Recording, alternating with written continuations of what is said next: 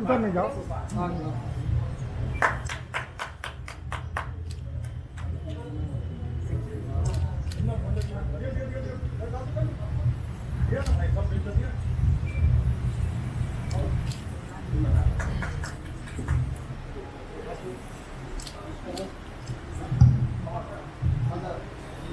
अब मेरा अनुरोध होगा आदरणीय यशवंत सिन्हा जी से। हमारे देश के पूर्व वित्त मंत्री रहे हैं और इनके समय में जब यह वित्त मंत्री थे तो हमारे देश की जो अर्थव्यवस्था थी वो बहुत ही अच्छी चल रही थी। आज जो परिस्थिति बनी है वो आप सबों के सामने है। उसके अलावा बिहार की समस्याओं को लेकर उन सबों को हम सबों को संबोधित करेंगे। बहुत बहुत धन्यवाद।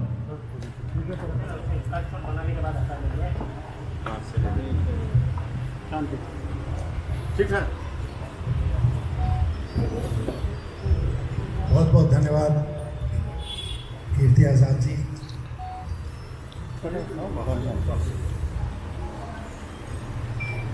मीडिया के हमारे मित्रों, हम बहुत आभारी हैं कि आज हमारे साथियों के दरभंगा आगमन पर कीर्ति झा आजाद ने अपने घर पर हमारा स्वागत किया और आपके साथ बातचीत करने का अवसर भी प्रदान किया है।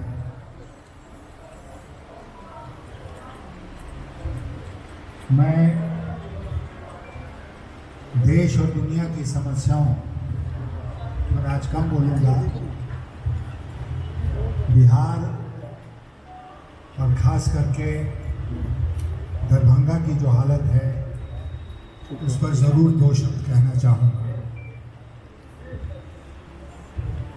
आप जानते हैं कि हमारे देश में जो संविधान है उसमें ये व्यवस्था है कि विधानसभा हो, लोकसभा हो, 5 वर्षों की अवधि के लिए वो चुनी जाती है।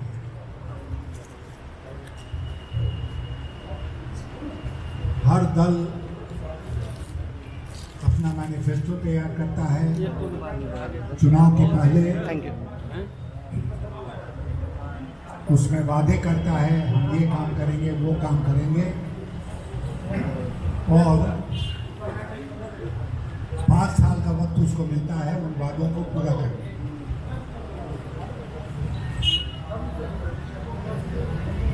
मान लीजिए कि किसी को 5 साल के अलावा 5 साल और मिल जाए तो एक बोनस होता है कि जो काम नहीं कर पाए थे वो अगले 5 साल में करेंगे। अगर 10 साल के बाद 5 साल का एक और मौका मिल जाए और 15 साल की अवधि मिल जाए तो एक बहुत बड़ा अवसर मिलता है जीवन में किसी के अपने वादों को पूरा करने। अब अभी बिहार में जो वर्तमान सरकार है उसने 15 साल पूरा किया है। अभी चुनाव आसन है। इसी प्रकार इसके पहले जो सरकार थी उसने भी सत्ता में 15 साल पूरा किया। दोनों गठबंधनों को 15-15 साल का समय दिया बिहार की जनता ने अपने वादे पूरा करने का। इसीलिए आश्चर्य होता है जब आज हमारे मुख्यमंत्री महोदय जनता से ये कहते हैं कि हमें 5 साल का टाइम और दो तो हम हर खेत में पानी पहुंचाने का काम करेंगे, हर जिला मुख्यालय को 4 लेन से जोड़ने का काम करेंगे। हर गांव को हम 2 लेन से जोड़ने का काम करेंगे। ये करेंगे, वो करेंगे। बिहार की जनता का ये हक बनता है कि वो उनसे पूछे कि भैया आपको तो हम लोगों ने 15 साल का टाइम दिया, तो आपने ये सब काम क्यों नहीं किया 15 साल? इसके पहले जो 15 साल वाले थे उन्होंने भी शासन किया। राज बिहार में एक बड़ा इंटरेस्टिंग डिबेट चल रहा है, हमारा 15 साल बनाम तुम्हारा 15 साल, और दोनों इस होड़ में लगे हैं कि ये साबित करें कि इनका 15 साल उनके 15 साल से कम बुरा हो, या वो ये साबित करें कि तुम्हारा जो 15 साल है वो हमसे ज़्यादा बुरा। मैं उस डिबेट में नहीं जाना चाहता। हम लोगों ने बहुत मंथन करके, विचार करके जनता के बीच में जाकर पाया कि बिहार की जनता आज एक नए विकल्प की तलाश है। वो न इनसे संतुष्ट है न उनसे संतुष्ट है, और वो चाहती है कि एक नया विकल्प उसके सामने पेश हो। और इसी उद्देश्य से हम लोगों ने यूनाइटेड डेमोक्रेटिक अलायंस का गठन किया है, जो बिहार में एक नया विकल्प देना चाहती है। बिहार में नए विकल्प की जरूरत क्यों है? क्यों जनता इंतजार कर रही है एक नए विकल्प की? उसके पीछे मुख्य रूप से जो कारण है वो है आज की बिगड़ी हुई जो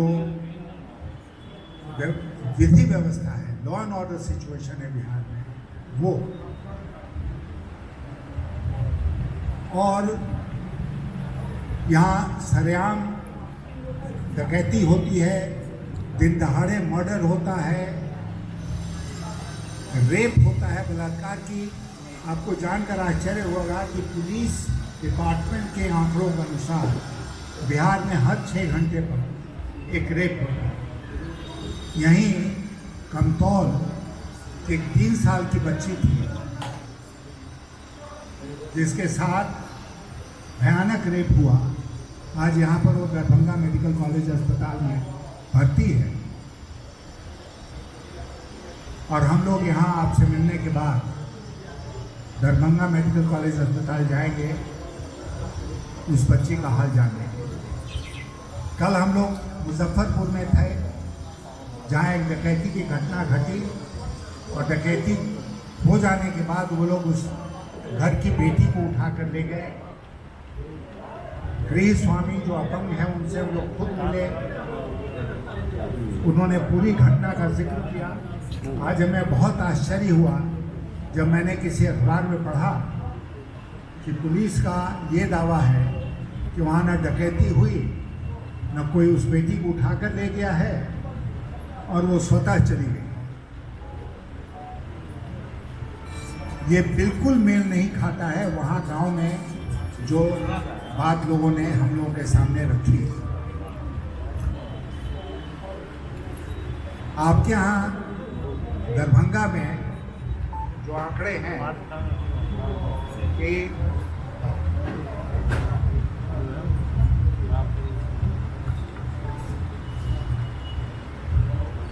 अगर 2010 में कॉग्निजेबल ऑफेंसेस, संज्ञेय अपराधों की संख्या 4,200 थी आज से 10 साल पहले, वो 2019 में बढ़कर 7,100 हो गई। 7,100। और 2020 में पहले 6 महीने में ही ये संज्ञेय अपराधों की संख्या 4,100 हो गई है। यानी कि पूरा साल बीतते बीतते ये शायद 8,000 का आंकड़ा पार कर जाएगा। तो 4,000 से डबल हो जाएगा 8,000।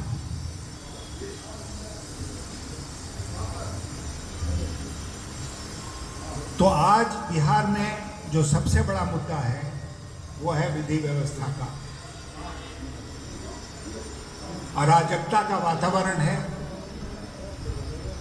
आप जानते हैं कि सरकार एक बाल पर चलती है, एक प्रभाव होता है सरकार का, जिससे कि अपराधी खौफ खाते हैं और अपराध करने से डरते हैं। हम लोगों का मानना है कि बिहार सरकार का इकबाल कई वर्ष पहले बिल्कुल ख़त्म हो गया और इसीलिए अपराधी बेखौफ हैं आज बिहार में। अपराध का ये आलम है। दूसरी ओर भ्रष्टाचार चरम पर है। जंगल राज की बात होती है। आज डबल इंजन की सरकार में डबल जंगल राज है और भ्रष्टाचार केवल सृजन घोटाला जो हुआ भागलपुर का वही नहीं है। आज एस्टीमेट घोटाला का जिक्र होता है, आज क्वारंटीन घोटाले का जिक्र होता है। आज जहां कहीं आप हाथ रख दीजिए वहां घोटाला ही घोटाला। सरकार अपनी पीठ थपथपाने से थकती नहीं है। अभी जो मुख्यमंत्री महोदय का वर्चुअल संवाद हुआ, उसके पहले दावा किया गया था कि 35-36 लाख लोग जुड़ेंगे उनके वर्चुअल संवाद से।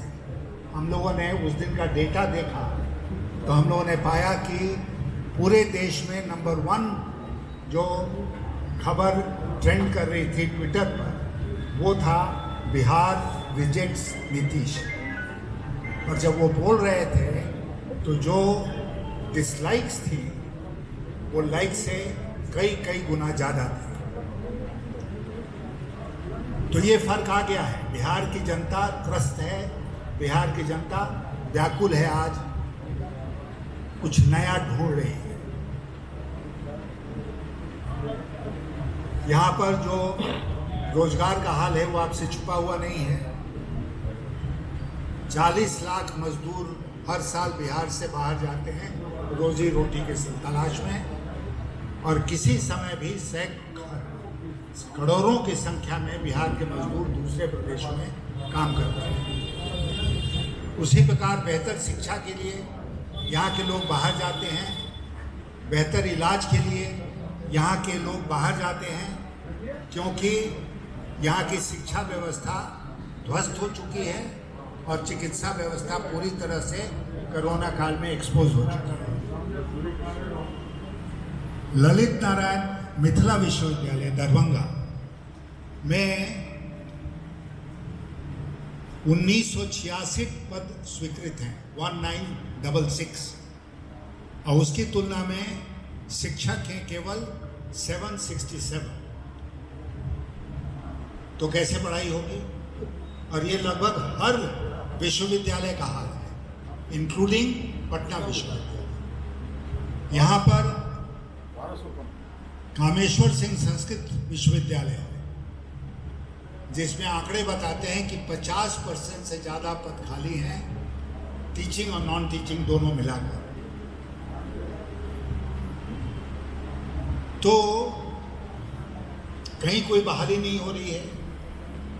एक बार यूनिवर्सिटी सर्विस कमीशन बना, उसको रद्द किया गया। यह जिम्मेदारी बिहार पर भी सर्विस कमीशन को दी गई। जब उन्होंने पूरी प्रक्रिया तय कर ली और एडवर्टीजमेंट इशू कर दिया, विज्ञापन इशू कर दिया भर्ती के लिए, तब मुख्यमंत्री महोदय ने उसको रद्द कर दिया और फिर से यूनिवर्सिटी सर्विस कमीशन का गठन करके वो कहते हैं कि अब आगे वही लोग विश्वविद्यालय में बहाली करें। कहीं पर कोई बहाली नहीं हो रही है। अभी हाल में आपने देखा होगा कि असिस्टेंट प्रोफेसर्स के बारे में नियमावली निकली, जिसको राज्यपाल महोदय ने बिहार सरकार के अनुशंसा पर स्वीकृत किया। और जैसे ही राजभवन से वो निकला तो शायद राज्यपाल महोदय का जो दस्तखत था उस पर स्याही भी नहीं सूखी होगी कि बिहार सरकार ने कहा कि नहीं, गलती हो गई, इसमें एमफिल का एक क्वालिफिकेशन है, बिहार में एमफिल की पढ़ाई नहीं होती है, इसलिए इसको बदलना पड़ेगा। तो वो भी कटाई में पड़ गया। कब बदला जाएगा? स्कूली शिक्षा आप जानते हैं कि पूरी तरह से बर्बाद है। शिक्षकों को इतनी कैटेगरीज में बांट दिया गया है कि कोई जानता ही नहीं है कि वो कहाँ है, क्या है, किसके नियंत्रण है, और रोज़ यहाँ पर स्ट्राइक होती रहती है। तो शिक्षा की व्यवस्था पूरी तरह से चौपट हो चुकी है। कोरोना काल में आपने देखा, हम लोग इसके पहले दरभंगा आए थे, लेकिन किनारे किनारे से निकल गए थे। लेकिन उस दिन हम लोग एक गांव में गए